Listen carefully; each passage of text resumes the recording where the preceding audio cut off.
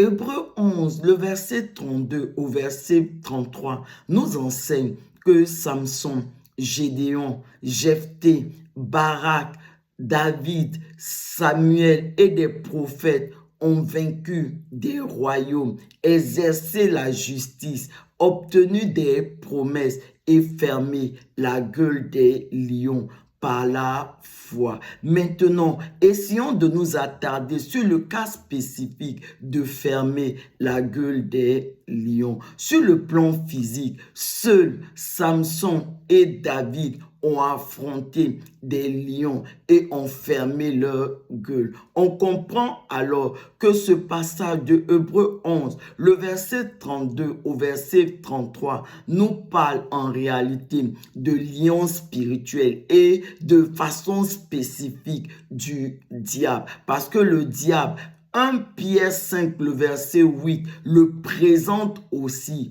comme un lion rugissant, parce qu'il dit, soyez sobres, veillez, car votre adversaire, le diable, il rôde comme un lion rugissant, cherchant qui dévorer. Donc, il est comme un lion. Ce n'est pas un lion, mais il prend l'apparence d'un lion, mais ce n'est pas lui le véritable lion, parce que le véritable lion, c'est notre Seigneur Jésus-Christ. Apocalypse 5 le présente comme le lion de la tribu de Juda. Et donc, le lion, celui qui prend l'aspect du lion, notre adversaire, le diable, c'est lui. Nous devons fermer sa gueule. Nous devons le vaincre, en quelque sorte. C'est ce que cela veut dire.